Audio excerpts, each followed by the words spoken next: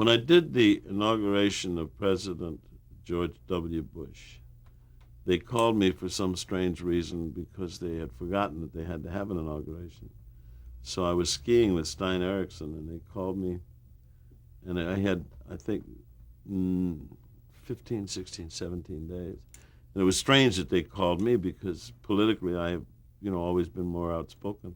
It's a long answer to a short question, but it's a good way to wrap up about what I'm really proud of. And so I get to New York, I get to Washington, and Jerry Weintraub said, George, you have to do this. And there's a way some people have of explaining. So I get to Washington, and I look around the room, and I'm the only person in Washington, D.C. with any facial hair. And I look around the room, and everybody in there is about 9 years old with sideburns cut up to here, and it's all white people. And so I said to them, excuse me, I had to break the ice a little bit, and I said, excuse me, but we're in the city with the largest black population anywhere in the United States, and I do not see one person of color here, and we may be 3 or 4 miles away from the nearest Jew. So next time I come back here, I'd love to see like 3 or 4 brothers and a half a dozen yarmulkes. Kid next to me says, Mr. Schlatter, how do you spell yarmulke?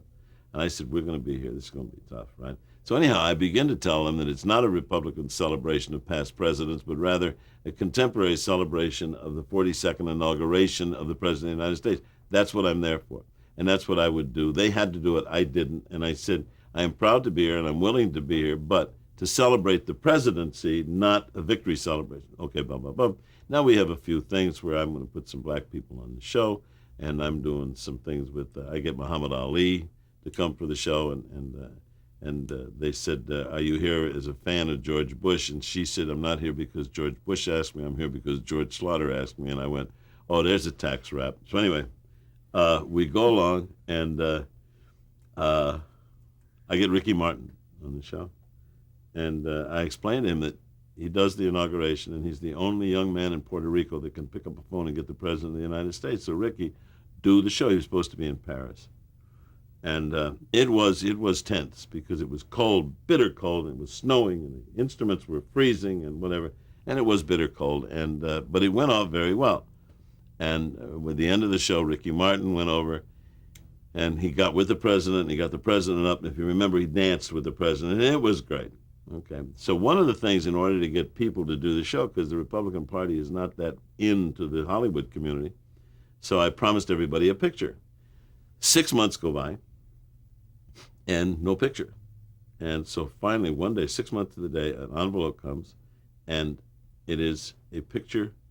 It says, from the office of the president, and I open it up, and it is indeed a lovely letter and a picture of the president. It says, to George Schlatter, deepest appreciation, your president, George W. Bush. And it's a great picture of the president, but he's standing with somebody else. It's not a picture of me with the president.